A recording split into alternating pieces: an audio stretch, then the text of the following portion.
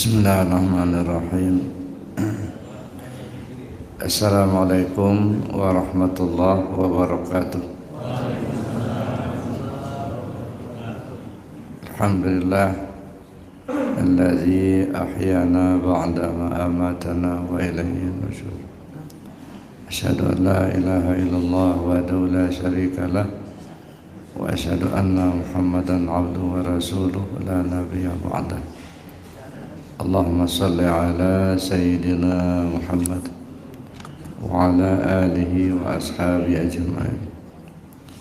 Ilahi anta maqsudi wa ridhaka matlubi a'dini muhabbataka wa ma'rifataka. Pertama kita bersyukur kepada Allah Subhanahu wa taala pada pagi hari ini kita ditakdirkan Allah bisa hadir bersama di masjid ini dalam rangka kita melaksanakan sholat subuh berjamaah, dan sesuai dengan jadwal pada saya diberikan waktu untuk menyampaikan materi kajian.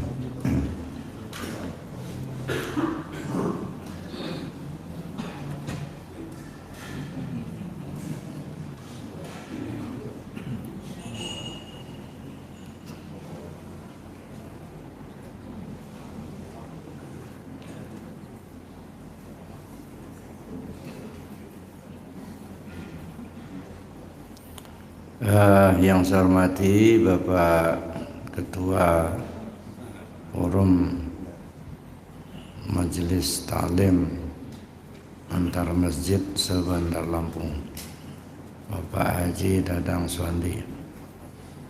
Mudah-mudahan beliau dipanjangkan Allah umurnya, diberi kesehatan lahir dan batin. Dan yang saya hormati Bapak Pengurus Masjid Nurul Iman, juga bapak-bapak para bina sepuh, bapak ibu, para jamaah rahimakumullah. Kita sudah banyak sebenarnya memperbincangkan masalah kajian yang selama ini sudah banyak kita kaji tentang tasawuf amali. Seperti yang saya sampaikan di awal-awal dulu, tasawuf itu ada tasawuf amali, ada tasawuf nazari. Memang selama ini kita belum banyak bicara tentang tasawuf nazari. Masih banyak kita bicara tentang tasawuf amali. Tasawuf amali itu ilmu tarekat. Kalau tasawuf nazari itu ilmu ma'rifat. Satu hal yang perlu saya ingatkan, bahwa dalam tasawuf amali itu yang dipentingkan bukan pahamnya. Nah, yang dipentingkan itu amalannya. Jadi pengamalan itu yang pokok. Amalan dalam tasawuf amali itu zikir.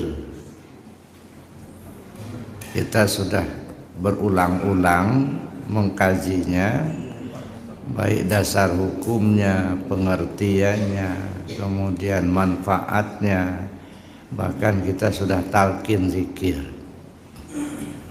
Nah, jangan sampai nanti apa yang sudah kita pelajari bersusah payah, ya, yang jauh datang, membuang waktu, membuang biaya. Kita sudah mengkaji sedemikian rupa, tapi kita tidak amalkan. Nah, itu sangat disayangkan. Nah, jangan sampai kita hanya ngaji rutinitas. datang ngaji, tapi apa yang dikaji tidak dilaksanakan, rugi kita, Pak. Ya. Jadi yang dipentingkan dalam tasawuf amal itu zikirnya. Saya tidak tahu persis apakah Bapak Ibu ngamalkan zikir apa enggak itu. Beda.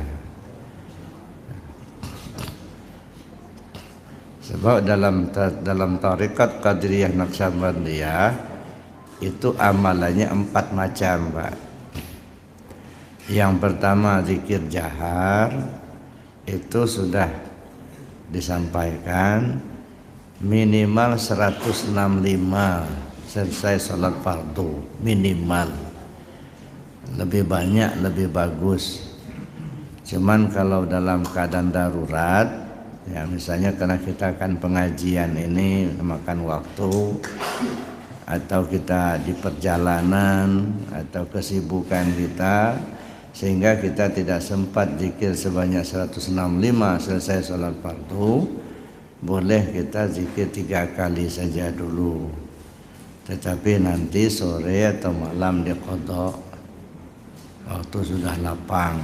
Mungkin waktu zuhurnya nanti didouble, atau waktu sudah maghrib, antara isya dengan maghrib itu kita qadha. Bagaimana kita merasakan itu bukan kewajiban, tapi itu kebutuhan. Nah, kalau kebutuhan itu kita selalu berusaha untuk melaksanakan. Namanya kebutuhan, sama dengan makan, Pak. Makan itu bukan kewajiban, tapi kebutuhan. Ya. Kalau baru kita lapar, kita pasti cari. Jadi, kalau orang merasakan zikir itu adalah satu kebutuhan, udah pasti dia akan laksanakan. Tapi ketika dia belum merasakan itu adalah satu kebutuhan, nah itu yang selalu terlewatkan. Itu yang pertama, zikir jahar. Yang kedua, zikir khafi. Ya, zikir khafi itu zikir yang dilaksanakan dalam hati. Ya. Nah itu nggak ada waktu, nggak ada bilangan itu. Setiap saat, setiap detakan jantung, setiap hembusan napas. Cuman pelatihannya, sesudah selesai sholat zikir jahar, nah kita zikir khafi. Itu pelatihannya. Lebih lama lebih bagus itu. Jangan sampai kita ya lewat aja kajiannya, nggak diamalkan itu. Kalau kata orang Padang, kok siang babi masuk, kok malam babi minyak. Ya. Habis waktu kita ngaji, tapi enggak dilaksanakan. Ya. Orang kadang-kadang habis waktu, habis biaya untuk mencari amalan zikir. Itu yang saya ceritakan dulu. Ustadz Duki almarhum dari Malaysia, kata sekali sebulan ke Suryalaya itu sekeluarga. Biayanya berapa? Nggak cukup 5 juta, kata. Nah, kita cuma datang aja ke masjid itu bisa dapat kajian, bisa talqin zikir gitu ya. Nggak keluar duit, nggak ada. Tapi lagi-lagi saya katakan, walaupun mudah mendapatkan, jangan dianggap itu barang murahan. Nah, itu barang mahal itu Bapak Ibu. Nah, itu yang ketiga, khataman, minimal sekali seminggu. Amaliyah khataman. Nah, itu ada panduannya dalam buku Ungkudul Juman. Dan yang keempat, manakib sekali sebulan. Nah, pembinaan. Itulah empat itulah amaliyah tarekat Qadiriyah Naqsabandiyah gitu ya. Nah, kemudian kalau misalnya Bapak Ibu ya belum mau mengamalkan, kena terganjal dengan pikiran, terganjal dengan pemahaman gitu ya. Nah, coba ditanyakan, didiskusikan. Tanyakan ke saya di mana letak ganjalannya, supaya apa? Supaya ada manfaatnya kita ngaji ini. Jadi bukan hanya sekedar ngaji rutinitas, tapi betul-betul diamalkan.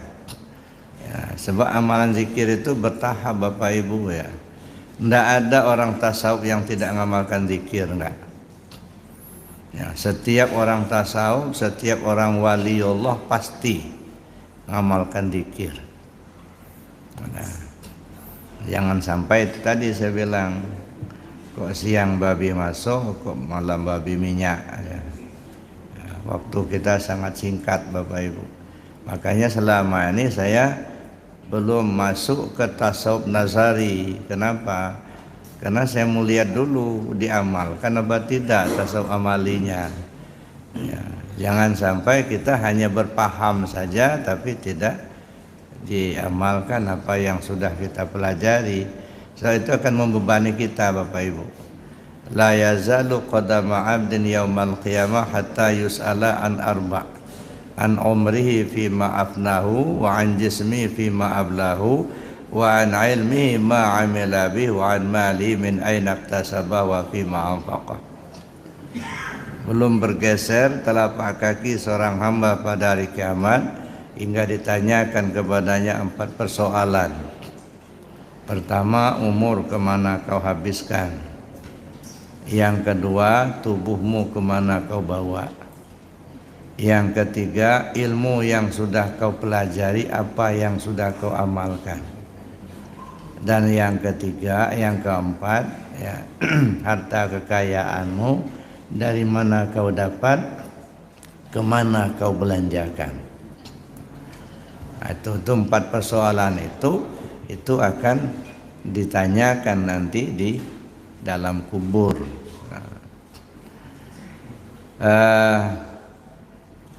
Sudah biasa di kita kalau ada yang meninggal kan ada talqin zikir. Kita sebut bukan talqin mayat. Kita sebut talqin mayat. Apa yang ditanyakan, apa disebutkan dalam talqin mayat itu? Mungkin Bapak Ibu masih ingat kalau udah dikubur, gitu, ada ustadz yang membacakan talqin mayat. Wahai fulan bin fulan, kalau datang 2 orang malaikat kepadamu, janganlah engkau takut, karena mereka juga hamba Allah, mereka adalah Munkar dan Nakir. Apabila mereka bertanya kepadamu, man rabbuka, siapa Tuhanmu? Waman nabiyuka, siapa nabimu? Waman imamuka, siapa imammu? Wama kiblatuka, kemana kiblatmu? Waman ikhwanuka, siapa saudaramu? Faqul bilisanin fasihin, katakan dengan lidah yang fasih, Allah Tuhanku, Muhammad nabiku, Al-Quran imamku, Baitullah Ka'bahku, kaum muslimin muslimat, mukminin mukminat saudaraku. 5 pertanyaan itu.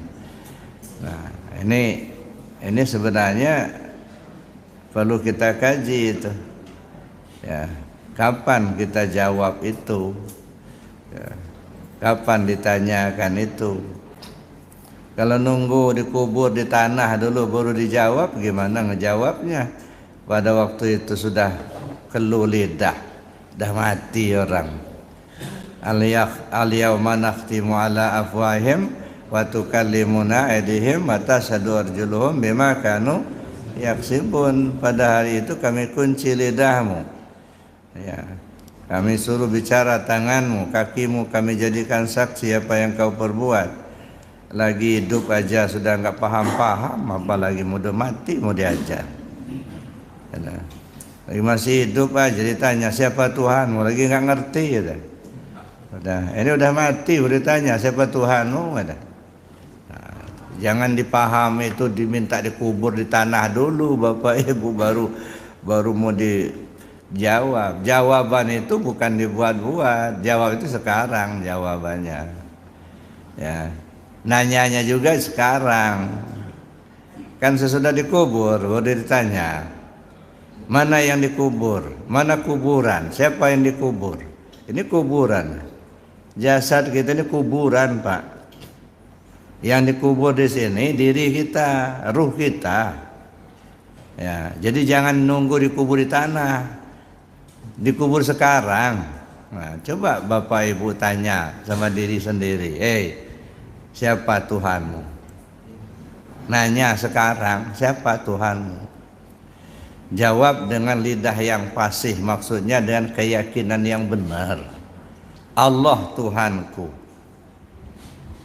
Kalau sudah Allah Tuhanku, kau kenal enggak Tuhanmu itu?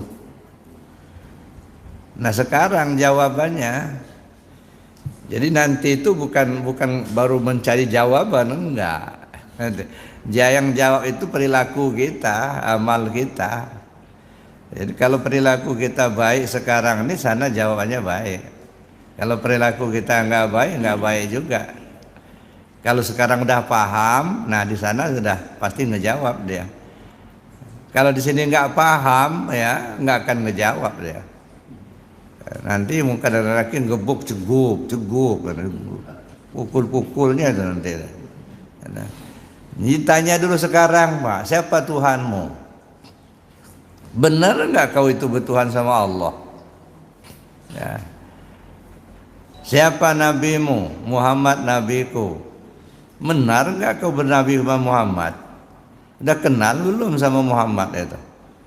Ya. Muhammad yang mana yang kau kenal itu? Apakah syariat Muhammad kau ikuti apa tidak?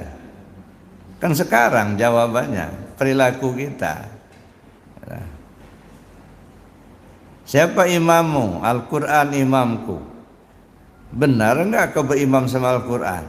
Kalau imam itu diikuti, imam berdiri, makmum berdiri, imam ruku, makmum ruku, imam sujud, makmum sujud, diikuti. Nah sekarang perintah Al-Quran itu diikuti enggak petunjuknya itu?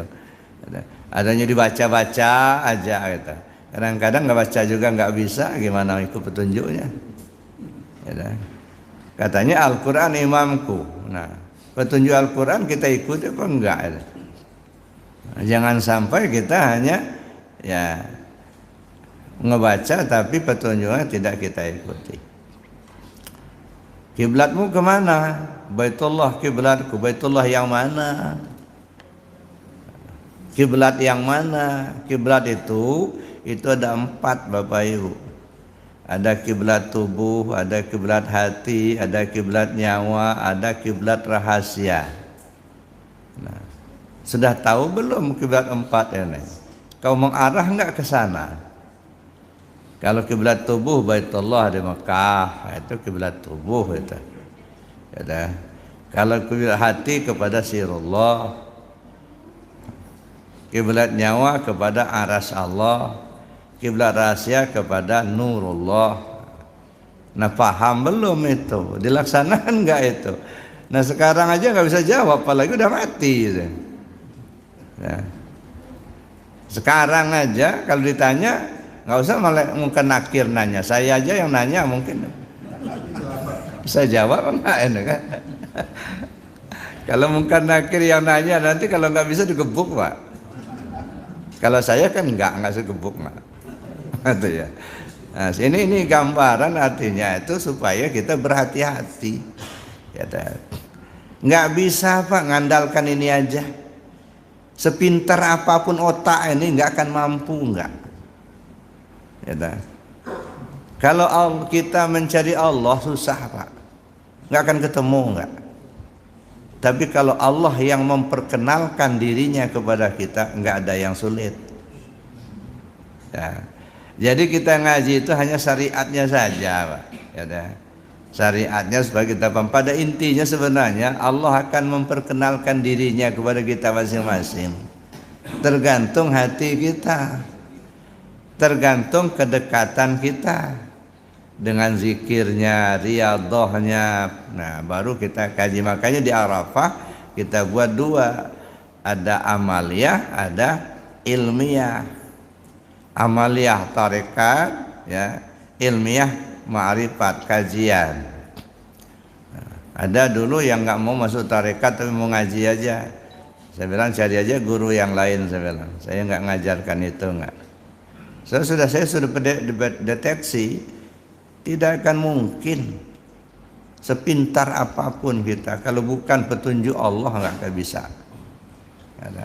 Jadi betul-betul kita mengharap ridhonya, mengharap petunjuknya. Nah untuk itu maka kita amalkan zikirnya, kita telusuri kajian. Baik Bapak Ibu yang saya hormati. Nah belum lagi ya istilahnya kiblat hati, kiblat nyawa, kiblat rahasia, arahnya kemana, cara melaksanakannya bagaimana. Itu ya.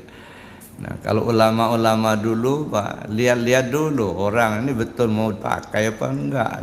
Kalau hanya didengar-dengar aja enggak usah. Sayang, intan berlian kalau dikasihkan sama orang yang memang enggak butuh dan enggak ngerti, sayang barang mahal Pak. Ya makanya coba Bapak Ibu tanya sama ulama-ulama yang begitu, enggak akan mungkin mereka kasih tahu secara langsung. Ya, orang ini betul-betul mau enggak, mau diamalkan apa enggak? Itu barang mahal aja. Jadi apa yang kita kaji selama ini Bapak Ibu itu barang mahal. Sayang kalau enggak diamalkan. Ya. Jadi sesudah sholat itu ya kita usahakan kita amalkan. Jadi jangan selesai sholat sibuk kita mencari dinding tempat sandaran. Ini kan enggak, begitu saya sholat belum mantas salam minka salam udah sibuk cari dinding sandaran. Zikir dulu. Baik Bapak Ibu, ini sebenarnya kajinya agak rumit ini. Yang sekarang ini. Makanya ada peringatan ya. Di pelajaran dalam bab ini terlampau berat untuk dipahami oleh mereka yang tidak mempunyai pengetahuan mendalam di bidang pengajian ilmu hakikat dan ma'rifat, dan berat bagi yang tidak punya kesungguhan untuk memahami mengkajinya. Makanya saya bilang di Arafah itu ngaji yang begini ini ya, kalau yang nyambung ringan Pak, bisa melek sampai pagi. Tapi kalau nggak nyambung berat, nunduk terus dia. Ujung-ujung yang ngences. Karena berat memang. Kalau yang nyambung Pak, wah melek, nggak ada ngantuk nggak. Kadang-kadang ya kalau kami dulu ngaji itu kadang tiba-tiba sudah ngokok aja ayam pagi itu. Nah udah pagi nih.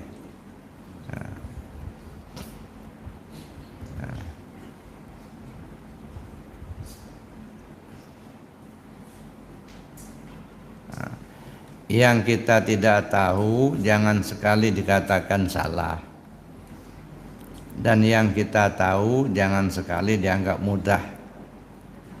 Untuk itu belajarlah apa yang kita tidak tahu supaya kita tidak keliru. Nah,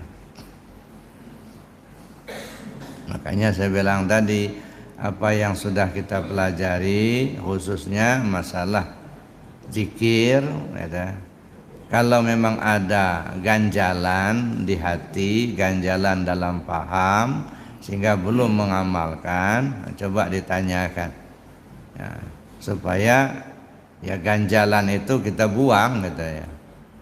Kalau mobil walaupun mesinnya sudah hidup Pak, tapi kalau ada ganjalan itu susah menariknya juga. Ganjalnya itu berarti dibuang dulu gitu.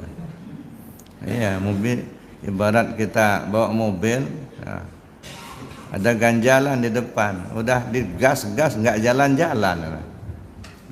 Kenapa ya? Ada ganjalan. Nah ini ganjalan itu perlu dibuang dulu. Maka kalau ada ganjalan di hati Bapak Ibu sehingga tidak atau belum mau mengamalkan, nah coba kemukakan biar kita buang ganjalannya. Ada orang tidak mengamalkan zikir itu kenapa? Pakai hadaroh. Hadaroh itu kan bid'ah itu. Nah udah di situ ganjalannya. Nah, tapi nelpon Enggak bid'ah enggak. Nah, hadarah itu kita silaturahim, Pak. Kalau kita masih hidup, silaturahim itu datang ke rumahnya. Kalau enggak sempat ke rumah, sekarang sudah ada telepon, Pak. Pak, minta maaf, saya belum sempat ke rumah, izin, minta maaf. Saya mau menunaikan ibadah haji, mohon maaf lahir batin. Oh ya, telepon. Nah, kalau orang yang sudah mati, datang ke rumahnya, ziarah ke pusaranya, itu datang ke rumahnya, ini. Ziarah ke makamnya. Kita mau ke Rasulullah, mau pamit, misalnya, mau izin sama Rasul, datang kita ke makamnya, ziarah kita. Atau kepada guru-guru kita, para aulia Allah, ya, kita mau menghadap Allah, kan zikir kan menghadap Allah, kita pamit dulu, nggak ujuk-ujuk kita langsung berangkat, ya, pamit dulu sama Rasul, pamit dulu sama guru-guru kita, maka silaturahim. Nggak sempat kita datang ke pusaranya, telepon aja. Ila hadratin Nabi Muhammad Rasulullah SAW, itu nelpon, ya. Sumailah hadrat arwah ahli silsilati qadiriyah wa naqsyabandiyah, ya, sebutkan namanya, ya. Sultan Aulia Syabdul Qadir Jailani qaddasallahu sirrul aziz, dan seterusnya, itu nelpon, ya. Pak Guru, izin saya mau menghadap Allah, itu kan bahasa ininya itu, ya. Maka masa kita ila hadratin Nabi, kan gitu kan, hadarah, telepon. Nah, sebab kita menghadap Allah. Nah, barulah setelah kita pamit, setelah izin, gitu ya, berangkat, ilahi anta maksudi. Ya Allah, aku menuju Engkau. Waridho kama tulubi, tolong diridhoi, tolong sambut saya, kan gitu ya. Saya mau berangkat, saya ingin menghadap. Ya. Baru sebut la ilaha illallah, baru zikir, itu berjalan. Nah, dalam perjalanan ini nyampai enggak nanti itu, la ilaha illallah. Jangan kita naik pesawat muter-muter aja pesawatnya di situ, enggak jalan-jalan, enggak. Atau enggak check off, ya, hanya dimuter aja situ. Enggak jalan-jalan. Nah, itu gambarannya, ya.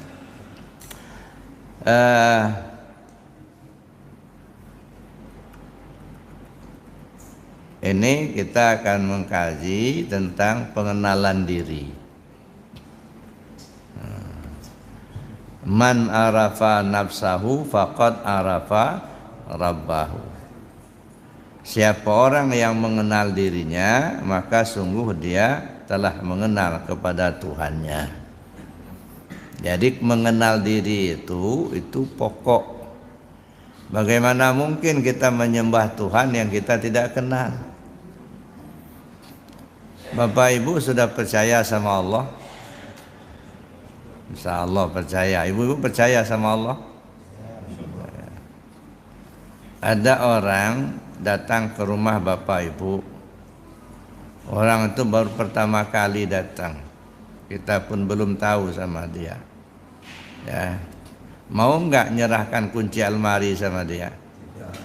Enggak mau. Kenapa tidak mau nyerahkan? Karena enggak kenal. Emangnya kenapa kalau enggak kenal? Enggak percaya, kan? Ya, karena enggak percaya, masa kunci almari kita menserahkan sama dia? Dia itu siapa? Kita belum kenal. Nah, kalau begitu kita ini mestinya kenal dulu baru percaya, atau percaya dulu baru kenal? Hah? Kenal dulu baru percaya. Bapak Ibu sudah percaya sama Allah? Saya sudah kenal sama Allah? Nah, katanya kenal dulu baru percaya. Sekarang sudah percaya tapi belum kenal. Nah, gimana ceritanya nih? Ya, saya yakin sebenarnya Bapak Ibu sudah kenal sama Allah itu. Udah, cuman mungkin belum lengkap. Ya.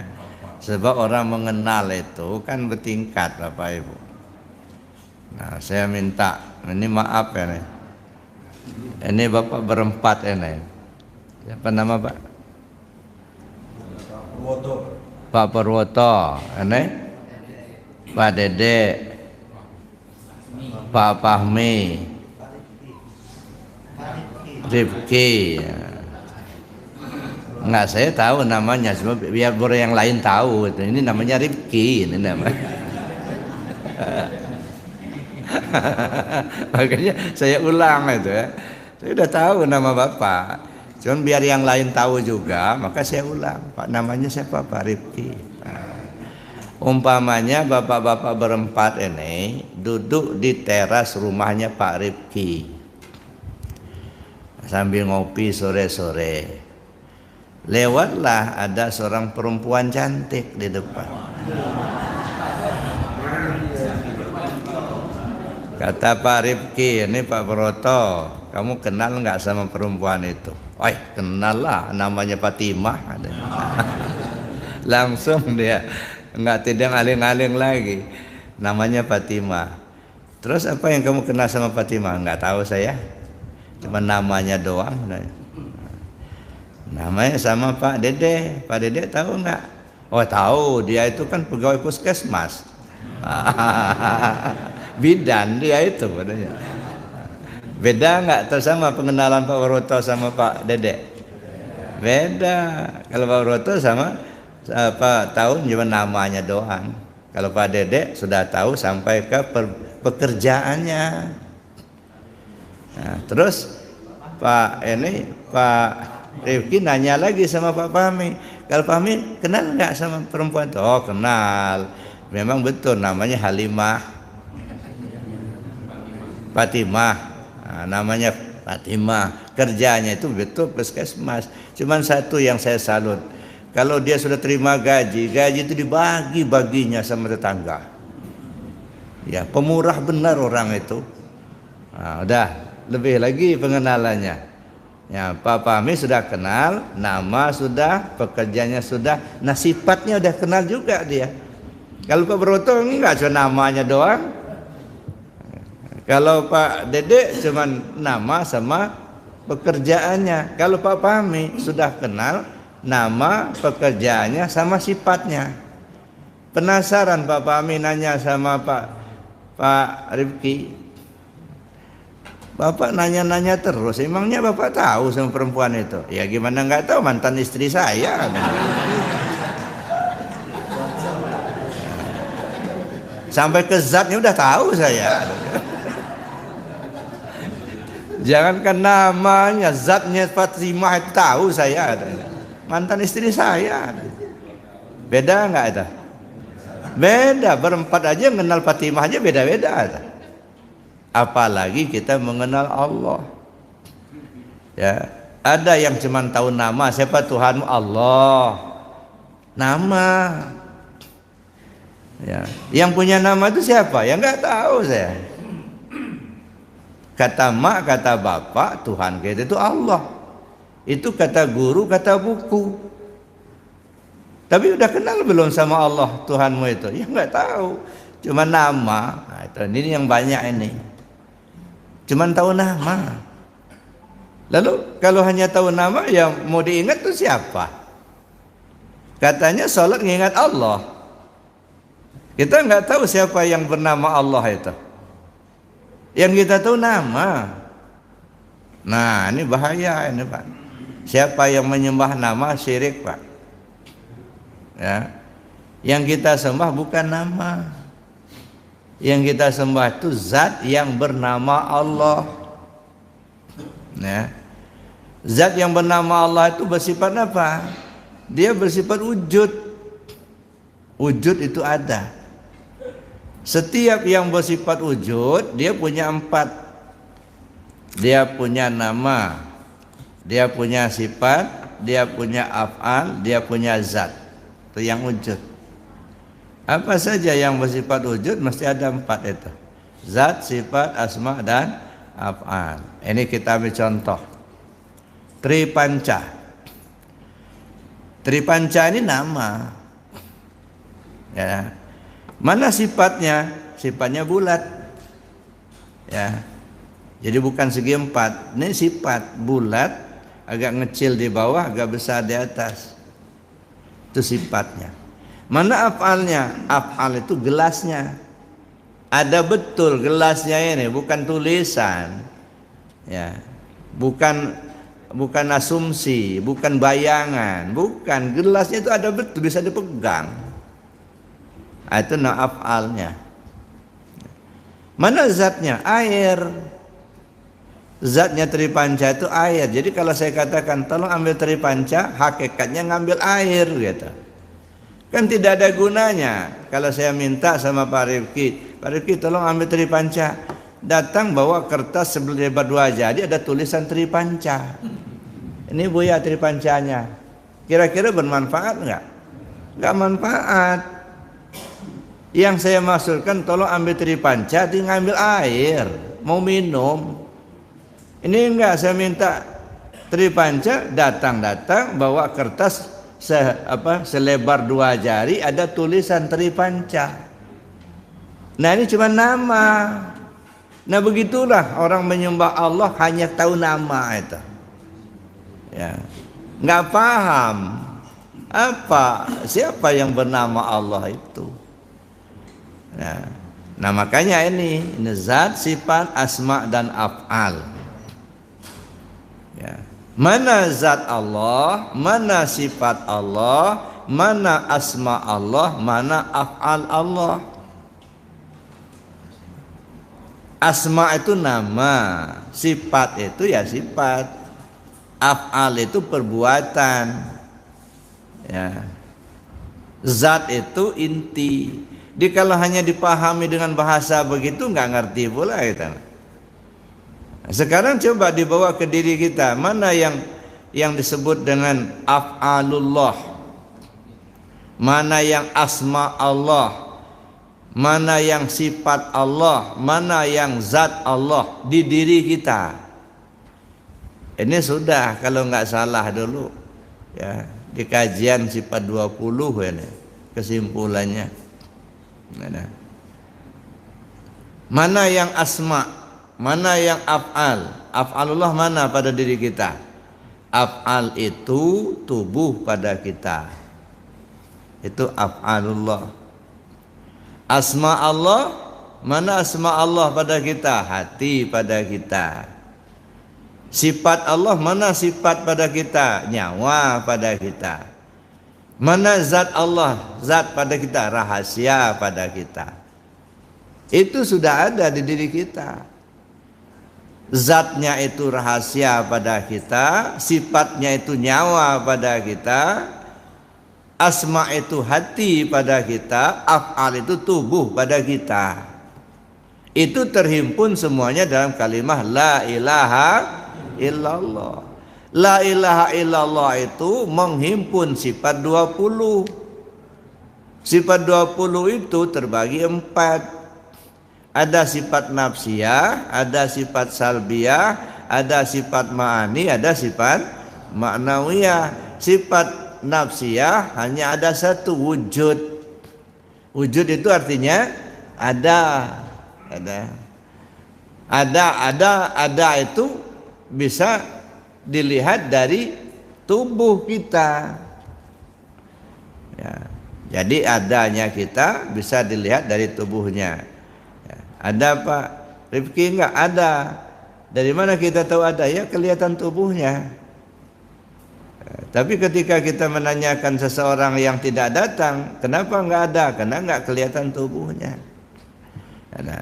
La ini sifat mengandung sifat nafsiyah, kalimat la. Kalimat ilaha itu mengandung sifat salbiyah. Apa itu sifat salbiyah? Qidam, baqa, mukhalafatul lil hawadis, qiyamut ta'ala binafsi dan wahdaniyat. Nah, ini namanya sifat salbiyah. Salbun itu artinya menafikan segala yang tak pantas bagi Allah, baik pada zat maupun pada sifat. Qidam Itu kidam itu enggak berwujud. Kayak apa sih bentuk kidam itu? Enggak ada. Maka sebenarnya sifat salbiyah itu bukan sifat yang melekat pada zat. Dia hanya sifat khabariyah, menceritakan saja. Allah itu kidam, zat dan sifat. Zat Allah kidam, terdahulu, lebih dahulu adanya daripada makhluk, kata ya. Sifat Allah itu terdahulu. Mana yang sifat? Sifat itu yang melekat pada zat hanya sifat ma'ani. Qadrat, iradat, ilmu, hayat, sama, basar, kalam. Qadrat itu kuasa. Ya, qadrat Allah itu kidam, terdahulu. Qadrat Allah itu baqa, kekal. Qadrat Allah itu mukhalafah lil hawadis, berbeda dengan segala yang baru. Qadrat Allah itu qiyamu binafsi. Qadrat Allah itu wahdaniyat. Nah, itu satu sifat. Nah, jadi sifat salbiyah itu menafikan yang tak pantas bagi Allah, baik pada zat maupun pada sifat. Sifat salbiyah la itu terhimpun dalam kalimat ilaha. La itu menghimpun sifat wujud, ada sifat nafsiyah. Ilaha menghimpun sifat salbiyah, qidam, baqa, mukhalafatil hawadis, qiyamu ta'ala binafsi dan wahdaniyat. Ya. Illa menghimpun sifat ma'ani. Sifat ma'ani itu 7: qadrat, iradat, ilmu, hayat, sama, basar, kalam. Sifat ma'ani itulah atau sifat 7 itulah sebenarnya sifat yang melekat pada zat. Ya. Kalau sifat salbiyah tidak, dia khabariyah. Contohnya baru. Ya, itu kan khabar. Ya, misalnya meja ini baru. Mana sih bentuk baru itu? Hanya mengkhabarkan bahwa meja ini enggak usang, itu aja. Tapi bentuk barunya enggak ada, yang ada bentuk mejanya. Ya, tapi barunya enggak kelihatan. Nah, jadi sifat salbiyah itu sifat khabariyah. Ya, ilaha itu kalimatnya. Ilah menghimpun sifat ma'ani, qadrat, iradat, ilmu, hayat, sama, basar, kalam. Allah menghimpun sifat ma'nawiyah, qadirun, muridun, alimun, hayun, sami'un, basirun, dan mutakallimun. Nah, di kita apa itu? Nah, pertama sifat wujud. Sifat wujud itu menunjukkan apa? Diri, ada. Taunya kita ada itu karena kelihatan tubuhnya. Ada Pak Rifki enggak? Ada. Nah, jadi tubuh. Dillah itu menunjukkan tubuh pada kita. Ilaha sifat salbiyah. Sifat salbiyah itu ya tidak bisa terlihat karena dia tidak berbentuk. Dia hanya mengkhabarkan. Karenanya kita yakini saja. Ya, meyakini di mana? Di hati. Maka sifat salbiyah yang melekat pada ilaha itu hati pada kita. Nah, karena dia diyakini dengan hati kita. Illa mengandung sifat ma'ani 7: qadrat, iradat, ilmu, hayat, sama, basar, dan kalam. 6 sifat itu sangat tergantung dengan satu hayat. Ada hayat maka tumbuhlah ilmu, timbullah iradat, timbullah qadrat, timbullah sama, timbullah basar, timbullah kalam. Coba kalau nggak ada hayat, ini nggak mungkin ya ada. Ya, misalnya Pak Rifki sudah meninggal kabarnya, tapi masih ngelihat dia. Nah, ini kan nggak masuk akal. Ya, adanya penglihatan kita itu kalau masih hidup, masih ada hayat. Jadi kalimat ya illa menghimpun sifat ma'ani, sifat 7. Apa pada kita? Nyawa pada kita. Kenapa? Karena nyawa itulah yang menghidupkan kita. Allah menghimpun sifat ma'nawiyah. Ma'nawiyah 7: qadirun, muridun, alimun, hayun, sami'un, basirun, dan mutakallimun. Nah, itu tidak muncul ke permukaan. Dia tersembunyi. Adanya qadirun maka menimbulkan qadrat. Adanya muridun menimbulkan iradat. Adanya sami'un menimbulkan sama. Ada basirun menimbulkan basor. Ada mutakalimun menimbulkan kalam. Makanya sama itu yang keluar, si sami'un di dalam. Maka walaupun kita sudah enggak mendengar, katakanlah tuli, tapi sami'unnya masih ada di dalam. Basor bisa saja dicabut, enggak melihat. Tetapi si basirun masih ada di dalam. Kadang si basirun ini lebih tajam penglihatannya daripada si basor. Basor itu kan muncul ke permukaan. Contohnya begini. Buka mata, lihat rumahnya masing-masing, enggak kelihatan enggak? Kenapa? Jauh. Coba pejamin mata, coba lihat rumahnya masing-masing. Kelihatan enggak? Itu kan? Atau lebih tajam penglihatannya. Karena itu. Jadi walaupun basornya enggak ada, tapi basirunnya masih ada. Itu yang disebut rahasia. Nah, jadi la ilaha illallah itu sebenarnya bicara diri kita sendiri. La tubuh pada kita, ilaha hati pada kita, ilah nyawa pada kita, Allah rahasia pada kita. Maka kita zikir la ilaha illallah, la ilaha illallah. Itu artinya kita nggak baca diri sendiri. La itu tubuh. Tubuh ini kamu nggak kuasa tubuh, nggak, kamu nggak kuasa. Tubuh kamu nggak ngelihat, kamu nggak ngedengar, kamu nggak punya kehendak, kamu nggak hidup. Yang hidup itu Allah, kan gitu.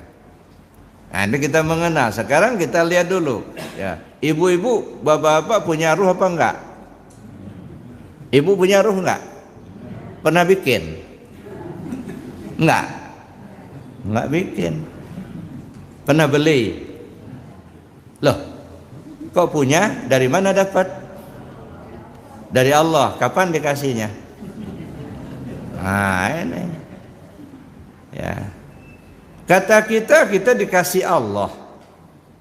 Mata melihat dikasih Allah. Pendengaran kita dikasih Allah. Hayat dikasih Allah. Itu kan bahasa untuk memudahkan paham saja. Ya. Itu istilah. Coba telusuri. Benar enggak kita dikasih Allah itu? Kapan dikasihnya? Kita bisa melihat dikasih Allah. Kapan dikasihnya? Kalau tahunnya tahun berapa? Kalau harinya hari apa? Kalau jamnya jam berapa? Nggak tahu kita. Itu kan omongan kita aja. Kita dikasih Allah penghidupan, dikasih Allah penglihatan. Bahasa syariat boleh-boleh saja. Tapi coba bahasa hakikat. Enggak dikasih, enggak dibagi-bagi, enggak. Contohnya, ini warna apa, Pak, Bu? Hitam. Kalau kata Allah ini warna apa ini?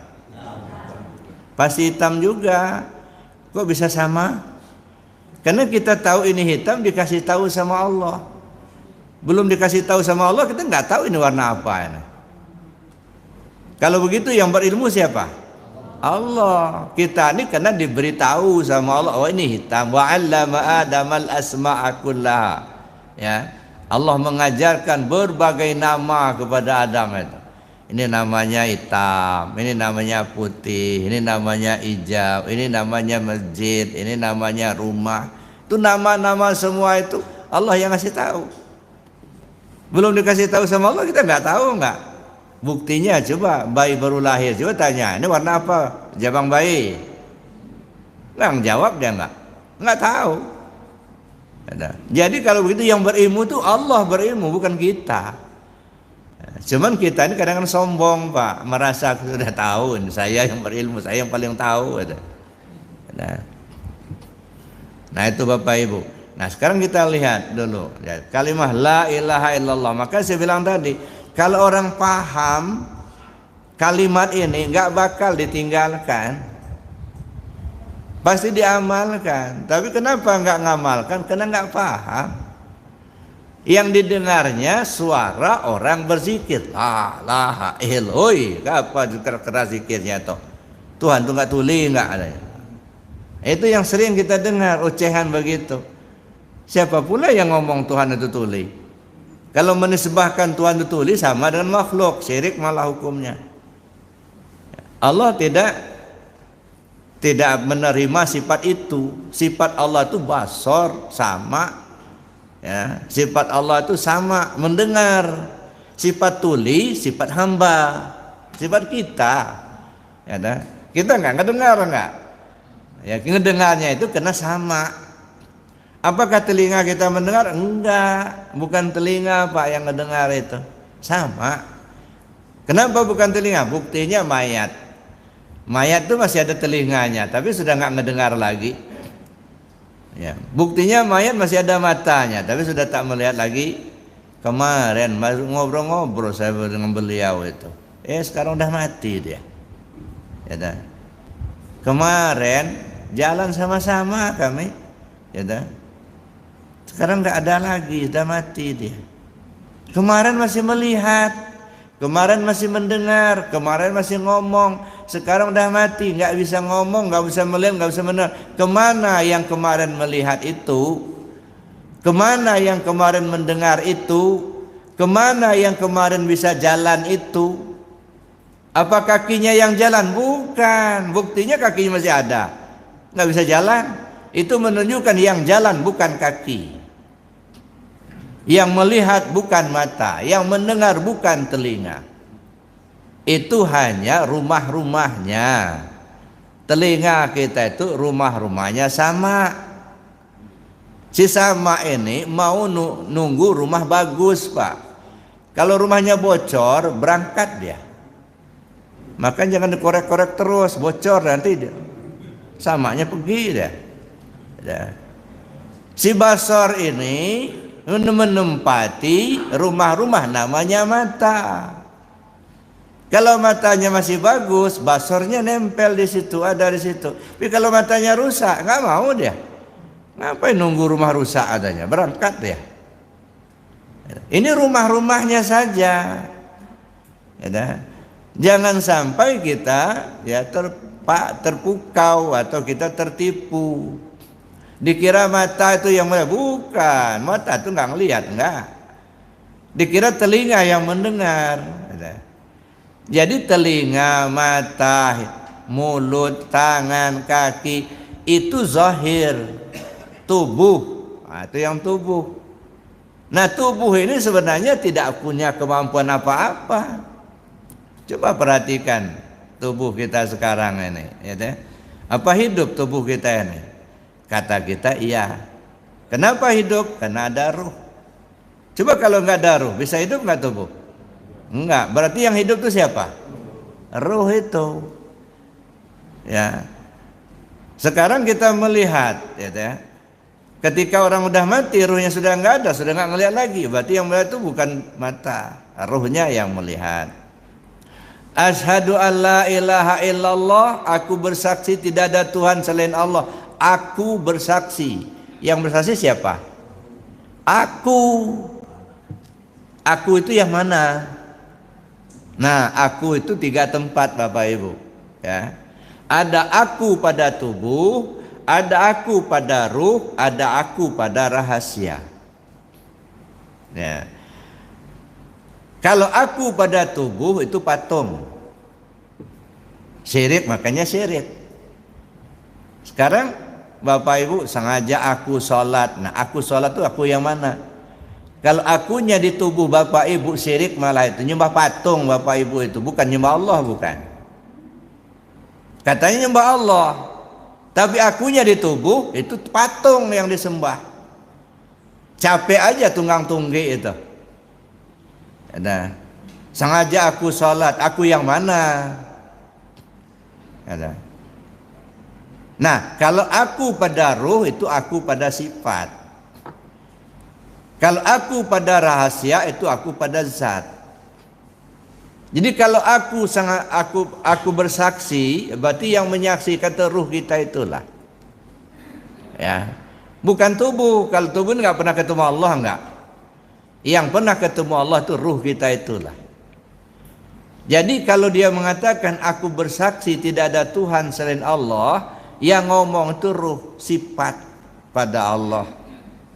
Ya. Nyawa pada kita. Yang disaksikannya siapa? Adanya Allah. Yang jadi saksi siapa? Ini tubuh kita ini yang jadi saksi.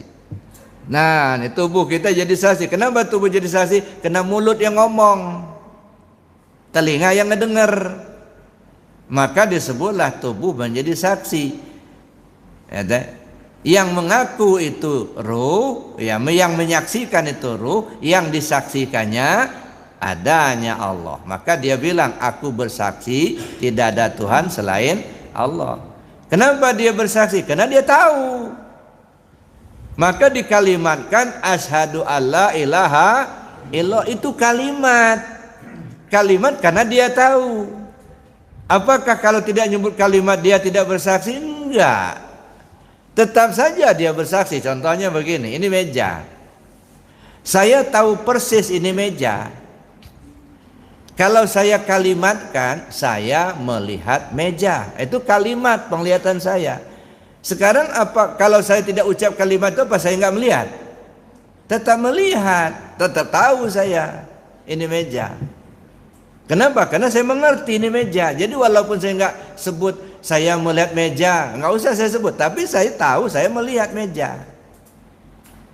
Ya, jadi kalau saya katakan saya melihat meja, pasti benar. Kenapa benar? Karena memang saya melihat dan saya mengerti ini meja. Tapi kalau orang buta, Pak, nggak ngelihat sama sekali dia, lalu dia ngomong, saya melihat meja katanya. Kira-kira benar apa salah? Salah, karena dia nggak ngelihat. Saya bersaksi tidak ada Tuhan selain Allah, tapi nggak ngerti Allah. Kira-kira benar apa salah? Ngomong aja tapi nggak paham, burung beo itu. Ada asyhadu alla ilallah, asyhadu anna Muhammadur Rasulullah. Kalimatnya tahu, ngomong, tapi ngerti nggak tentang Allah itu? Paham nggak tentang Allah itu? Paham nggak dengan Muhammad? Tahu dengan Muhammad? Nggak tahu. Sama dengan levelnya beo, Pak. Burung beo, cuma ngomong tapi nggak paham. Tapi kalau yang sudah paham, walaupun dia tidak mengucap asyhadu alla ilaha illallah, tetap dia menyaksikan Allah dimanapun dia berada. Fa inama tuwallu fasama wajhullah. Tak usah diucap kalimat itu asyhadu alla ilaha illallah, asyhadu anna Muhammadar Rasulullah. Setiap dia memandang, dia menyaksikan adanya Allah. Kenapa? Dia paham. Nah, paham itulah yang kita kejar dalam kajian itu, Pak. Ya dah. Supaya jangan terpaku dengan kalimat. Itu kalimat itu kan membimbing kita untuk bisa mengerti, gitu ya. Tapi kalau kita nggak mengerti, walaupun hafal kalimatnya, ya tadi nggak ada beda sama makom bio, gitu ya. Nah itu Bapak Ibu. Jadi artinya kita mengenal diri itu, mengenal Allah itu, kenali diri kita dulu. Man arafa nafsahu faqad arafa rabbahu. Siapa orang kenal dirinya, kenal dia kepada Tuhannya. Wa man arafa rabbahu fasada jasaduhu. Siapa orang yang sudah mengenal Tuhannya, lebur tubuhnya, binasa tubuhnya, nggak ada lagi tubuh dia. Nggak ada lagi yang kita yang kuasa, nggak kita yang melihat, kita nggak ada. Allah yang melihat. Nah makanya wa anfiqu mimma razaqnakum min qabli an ya'tiya ahadakumul maut. Infakkan apa yang Allah berikan kepadamu sebelum kematianmu datang. Sebab kita ini kadang-kadang kalau sudah bicara infak, nah duit gitu. Harta, bukan apa yang Allah berikan padamu. Ini enggak bicara harta duit aja, enggak. Wa anfiqu mimma razaqnakum. Infakkan, serahkan, berikan apa yang Allah berikan padamu. Apa yang Allah berikan pada kita banyak sekali. Yang di diri kita diberi Allah hayat, kita diberi Allah sama, kita diberi Allah basar, kodrat, iradat, itu pemberian semua. Ini istilah kita dikasih oleh Allah. Sekarang infakkan, berikan.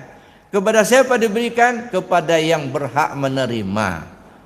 Siapa yang berhak menerima? Yang punya. Siapa yang punya? Allah yang punya. maka serahkan lagi sama Allah. Hayat punya Allah, sama punya Allah, basar punya Allah. Kalau sudah kita serahkan, kita nggak punya lagi. Kalau masih punya, tanda belum diserahkan. Saya pinjam duit, misalnya Pak Sarul, ya, Pak Nasrul, umpamanya 1 juta, saya pinjam duit. Nih dikasih, ada di tangan saya ini. Nah, pada satu saat saya kembalikan. Nih Pak, duitnya yang saya pinjam kemarin. Diambil sama dia. Kira-kira masih ada di tangan saya nggak? Nggak ada lagi. Kenapa? Karena saya sudah serahkan. Nah, begitu juga kita sudah serahkan hayat punya Allah. Kira-kira masih punya nggak kita? Nggak punya lagi. Ya. Basar punya Allah, serahkan sama Allah. Masih punya juga? Nggak lagi. Nah, kalau masih punya, artinya belum diserahkan. Inilah salah satu tujuan sholat. As-sholah mi'rajul mu'minin. Sholat itu mi'rajnya si al-mu'min. Si al-mu'min itu siapa? Ruh kita. Naiknya ruh kita. Kemana naiknya? Yang namanya naik tentu ke atas. Dari bawah ke atas. Kalau sudah naik, berarti sudah di atas. Kalau sudah di atas, berarti sudah enggak di bawah lagi. Kalau masih di bawah, tanda belum di atas. Kalau belum di atas, tanda belum naik. Gitu. Siapa yang di atas, siapa yang di bawah? Yang di bawah mudas, yang di atas qadim. Allahu Akbar, naik. Makanya ada ihram, mi'raj, munajat dan tubaddil. Begitu kita sudah naik ke atas, hilang mudas, yang ada qadim. Makanya kata orang tahu, kalau bapak ibu merasa bapak yang sholat enggak sah sholat itu enggak. Ya. Artinya enggak sah itu enggak nyampai kepada tujuan. Tujuannya mi'raj, tapi masih merasa kita belum mi'raj. Bukan enggak sah dalam fikih. Kalau enggak sah dalam fikih kan terpenuhi syarat dan rukun. Enggak sah dalam tasawuf, enggak menyampai sama tujuan. Tujuannya sholat mi'raj, naik. Tapi masih merasa kita juga yang sholat belum naik. Kalau belum naik, itu berarti masih di bawah terus. Gitu. Nah, jadi Bapak Ibu yang saya hormati, kalau kita sudah mengenal diri, kenallah kita kepada Allah. Kalau kita sudah kenal kepada Allah, maka hancur lebur diri kita ini. Nggak ada lagi. Gitu. Karena kita sudah kenal Allah itu yang kuasa, kita yang lemah. Allah yang melihat, kita yang buta. Allah yang mendengar, kita yang tuli. Allah yang berilmu, kita yang bodoh. Kan gitu. Nah, makanya kita ya mengkaji diri supaya kita kenal kepada Allah. Tapi kan Allah itu nggak bisa ditunjuk dengan tangan, Pak. Nggak bisa. Apa yang dilihat oleh matamu itu bukan Allah. Sebab Allah itu laisa kamitsli syai'un. Kita ini alam, ya, alam. Ya, tapi alam ini tidak berdiri sendiri, Pak. Ya. Tidak berdiri sendiri. Yang berdiri sendiri cuma Allah. Qiyamu ta'ala binafsihi. Kita tidak berdiri sendiri. Nah, bagaimana tidak berdiri sendirinya? Nanti kita kaji bulan depan. Baik Bapak Ibu, kena waktu ya, silakan kalau ada yang mau tanya dulu lah ya. Terima kasih Buya Ya. Luar biasa materi yang disampaikan oleh Abu Ira kepada kita semua. Mudah-mudahan ini akan menjadi pegangan kita dalam kehidupan kita sehari-hari. Beliau telah menyampaikan masalah tasawuf amali, di mana kita harus mengaji, kemudian mengamalkan ini yang sangat penting. Kita harus lakukan, yaitu zikir jahar, khofi, hataman, dan